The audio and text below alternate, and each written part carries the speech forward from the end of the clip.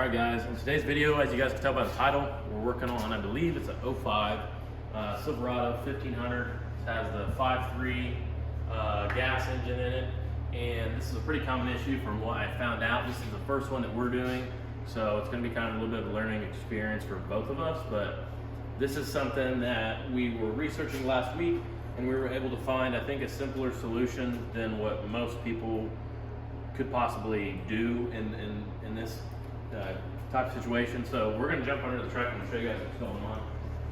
So it's going to be kind of hard to tell because we've already sprayed a lot of it down with PB Blaster, but the return line, I don't know if you can get a shot of that, Cody, but up in there where that return line meets, where my finger's at, right in here, has a small fuel leak, and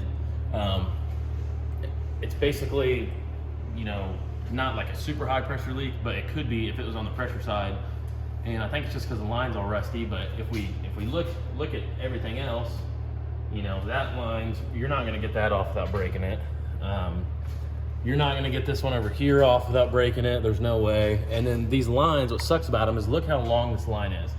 It goes all the way up into here, it's really, really long. That's all one piece, all connected, goes way up in there, even jumps over here and goes on top of the transmission. So the chances of you being able to do this without bending them, damaging them, and having to take like the exhaust, drive shaft, maybe even the cross member out are very slim. So we'll jump over here on the toolbox, and I'm gonna leave a link to these in the description, guys, but these are a dormant part. It's a braided line kit, and what this is gonna allow us to do is not have to fight you know, fitting those really long lines up in that spot to get them where they need to go. It would be extremely difficult, and this is just a lot simpler of an option, and I believe it's actually even cheaper. You can get these at a local parts store, but I am going to leave a link in the description for Amazon, so if you guys find this video helpful, please pick you up a set if you need them through my link. It will give us a small kickback. So it does come with a new fuel filter, and then it comes with these new brackets to hold the lines in place. That is the main thing too, I think, with one of these kits is being sure that you can keep everything tied away from the exhaust, moving parts like the front drive shaft. So comes with all that, we are going to basically start with removing the old fuel lines. We've got to be real careful, make sure we don't break any of our connections. I think we'll have to lower it down to do the ones up at the engine. I don't think I'm going to be tall enough to reach those. So without further ado, we're going to start removing these fuel lines. We will touch base with you guys after we get them out. We'll try to film a little bit of the process and show you guys any tips and tricks that we had to get them out. So before we get started on anything else, we're gonna get the old ones out so we can start plumbing our new ones. All right guys, we got all of the lines out. I don't know, it probably took us, I don't know, 45 minutes to get them out, I would say, realistically. So we started here at the back, and we got this light here so you guys can see. Start here at the back, undid all these connections up here on the top, sprayed them all with PB Blaster, carefully broke them out of their holders, and you can actually bend that plastic line. You should be able to bend it over to about right here. And then I cut the metal lines somewhere in here. I was able to work them back and forth, spray them with PB Blaster, keep moving them, and then finally get the clips out. Show them one more time, Cody. You want to make sure you put those clips back in the line right there. Little white clips that go in the black connector. So we got those ready to go. Everything's pretty much ready to be hooked back up. Here in the back, there's two 13mm bolts to pull the fuel filter out. And then we basically use this big pair of shears and cut those lines. I don't think it's possible without taking a bunch of stuff apart to get those out. Just be careful not to make any sparks or anything. And we just kind of slowly would cut every line and leave it in as big a section as we could. You can see over here,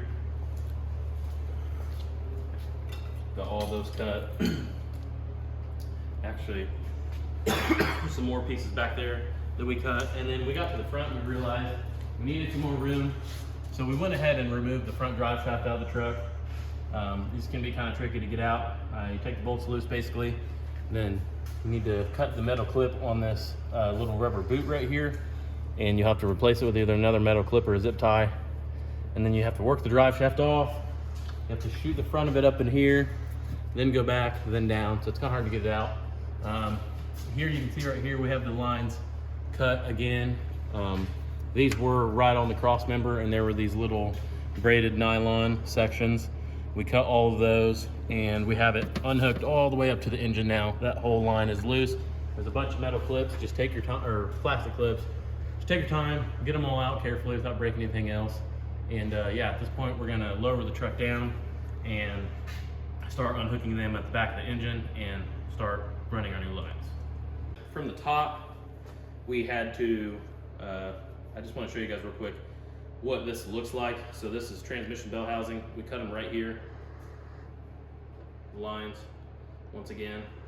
Remove that bolt to 13. The evap line, where it hooks to the engine, it's just a tab you just squeeze, pull it off, and then the two up top, you'll need a set of fuel line quick disconnects. We got those removed, and step over here and you guys can see on the engine what that actually looks like.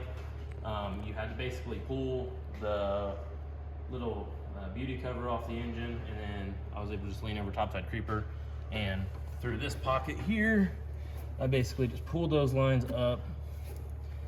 You can get your right hand back there to get that evap line off, and then you need a fuzz button tool or something, or a pry bar to stick down there, because the main part of the trans harness actually goes into this here mount as well. So it goes, let me think here, something like that. But anyways, this had a little fuzz button in it for the trans wiring harness. So we got all that out. The factory fuel lines are completely removed now. We're gonna start running the new ones. We're gonna hook them up here first and just kind of shoot them down. So that way we can raise the truck up and basically finish the job, lower them down, lower the truck back down, and just be able to tidy everything up top. We're gonna try and retain as much of the factory fuel line holders as we can. And then where need be, we will run zip ties and the added holders they came with. They came with a bunch of those brackets, but I'm not huge on them, to be honest with you guys. But the lines themselves are really nice. So this one says fuel filter to engine. So this guy will go, this is same on both sides, yeah. So what we'll start with doing is we'll run this line down through here, if I can.